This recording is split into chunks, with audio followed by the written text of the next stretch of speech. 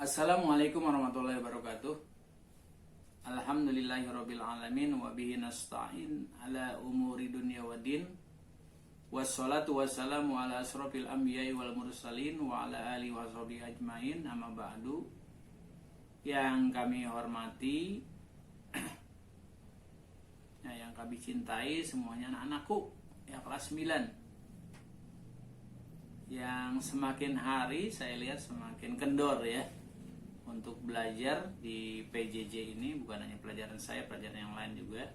Makanya ini harus tambah semangat, apalagi sebentar lagi kalian akan mengikuti PAS, penilaian akhir semester ganjil, yang insya Allah akan dilaksanakan pada awal bulan Desember. Berarti kalian tinggal beberapa pertemuan lagi ya, hanya di bulan November untuk PJJ semester ganjil ini. Di akhir materi untuk kelas 9 yang saya sampaikan itu, kalau di LKS ini juga bab 5 sama dengan buku paket, yaitu tentang keteladanan sahabat Umar bin Khattab radhiyallahu anhu dan Aisyah radhiyallahu anhu. Ini memang sudah kita bahas ya minggu kemarin, yang intinya setelah kepemimpinan Rasulullah SAW itu kemudian diikuti oleh kepemimpinan Khulafaur Rasyidin. Kita kenal Khulafaur Rasyidin, yaitu dari sahabat Abu Bakar As-Siddiq, Umar bin Khattab, Utsman bin Affan, dan Ali bin Abi Thalib. Sahabat yang kedua Umar bin Khattab kita kenal adalah seorang khalifah pengganti Abu Bakar, singkatnya seperti itu.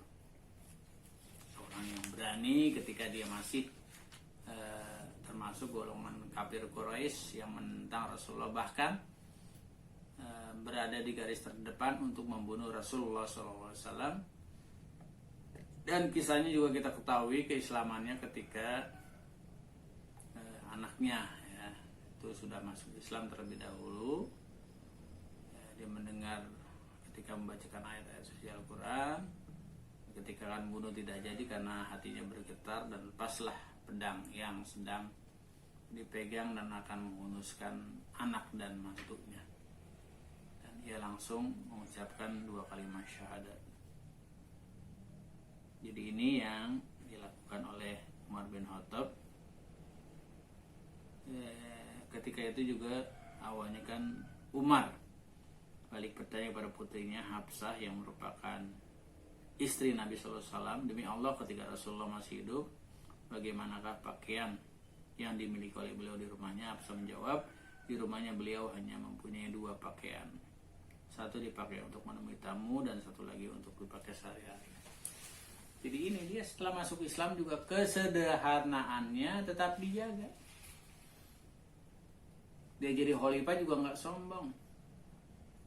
Bahkan yang kita dengar dari kisah-kisah Umar bin Khattab ketika menjadi pemimpin, ketika menjadi khalifah, dia malam langsung dia sendiri yang membawa beras untuk kaum miskin, dan tidak diketahui oleh baik pengawal maupun pengikut-pengikut dari Umar bin Khattab. Orang yang sangat sederhana.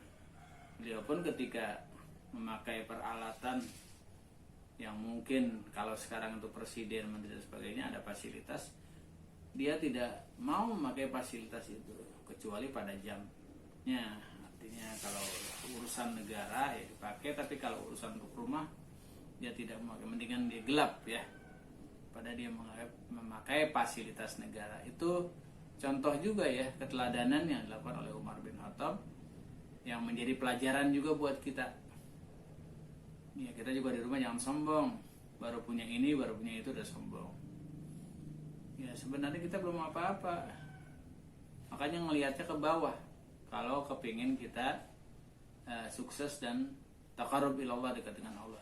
Tapi kalau kita terus melihat ke atas, sulit kita untuk membangkitkan rasa keislaman kita. Artinya kita udah ahlakul karimahnya sudah hilang, ahlakul mahmudahnya sudah hilang. Yang ada adalah ahlakul majmumah. setan yang terus menggerogoti hati kita. Kita tahan. Makanya kita harus punya sifat taat pada Allah, sabar, tawakal, itu adalah sifat-sifat qanaah, itu sifat-sifat manusia yang baik. Jangan kita mengikuti tipu daya setan. Itu juga contoh yang diajarkan oleh sahabat Umar bin Khattab. Kemudian ini adalah istri Rasulullah, Aisyah radhiyallahu an. Kemuliaannya apa aja? Beliau adalah satu-satunya nabi, istri Nabi Muhammad SAW yang dinikahi saat masih gadis. Itu istri Rasulullah. Yang kedua, beliau adalah orang yang paling dicintai oleh Rasul dari kalangan wanita. Selanjutnya, wanita yang paling alim daripada wanita lainnya. Narasumber bagi masalah agama, terutama masalah wanita.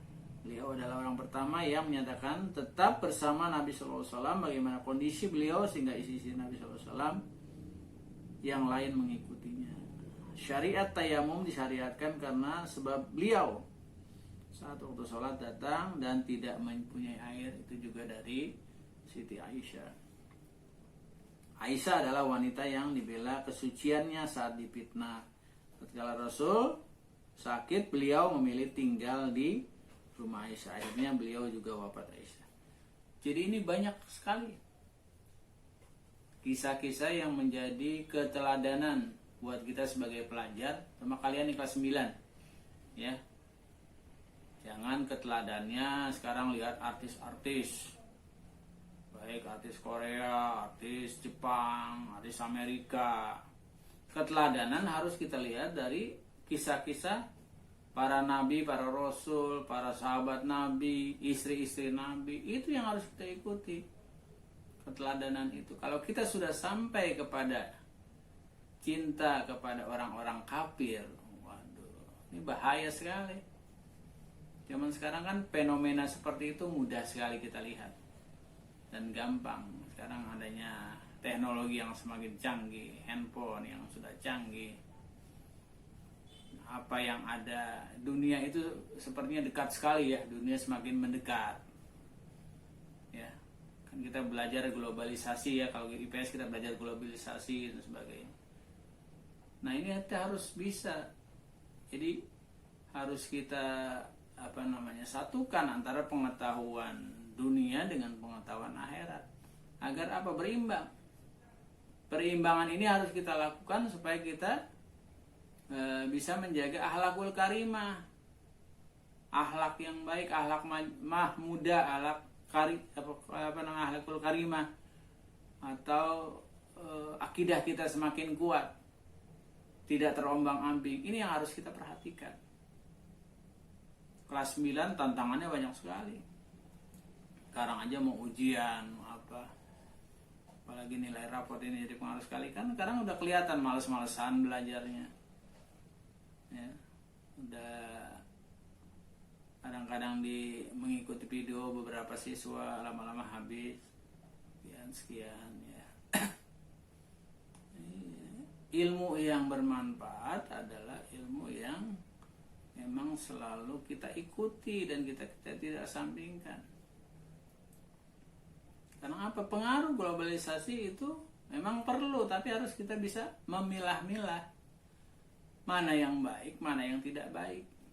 Kalau yang baik ya kita ambil, kalau yang jelek buang.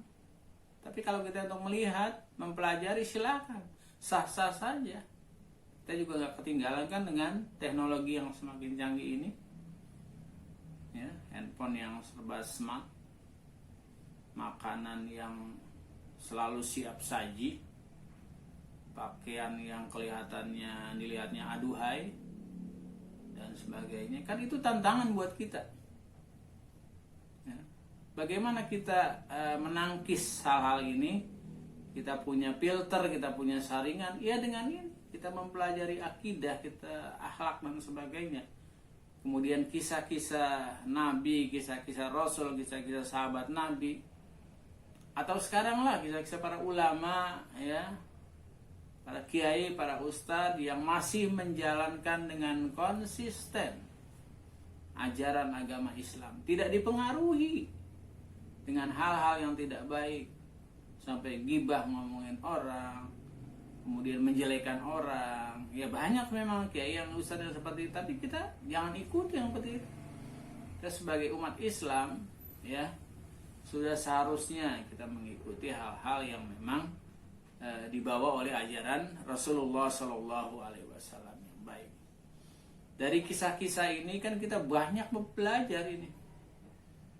Banyak sekali kita mengenyam ilmu pengetahuan, terutama ilmu pengetahuan agama, untuk kita jadikan sandaran, ya, buat kita.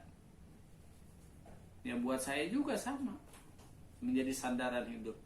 Supaya apa? Supaya hidup kita jadi tenang, ya. Jadi hidup kita seperti itu. Dan ini yang kita sampaikan, ya. Semoga ya di akhir pertemuan ini, ya, karena sekarang sudah masuk bab terakhir menjelang nanti diadakannya semester, ini kita sudah siap, ya. Ini harus banyak perubahan dibandingkan hasil-hasil ketika kalian mengikuti PTS. Ya, ini nilai yang harus betul-betul bisa kamu pegang dan kamu capai yang bagus. Karena rata-rata KKM untuk kelas 9 ini 75. Dan sampai masih dapatnya 60, 30, 10, ya. Itu. Jadi kalian keras belajarnya, ya. Jadi saya banyak ini memberikan tugas. Tugas saya ada di LKS halaman 63 sampai 64. Hanya 8, ya. Kemudian ada di halaman 59. Bareng nih ya, 59 sampai 60. 59, 60 dan 63, 64. Jadi jangan sampai lupa tugas saya yang sudah saya berikan. Jadi langsung aja nanti, kalau usah pakai link, langsung kirim ke WA saya. Itu saja ya, jangan lupa dan jaga kesehatan. Tetap semangat belajar di rumah. Billahi taufiq wal hidayah. Wassalamualaikum warahmatullahi wabarakatuh.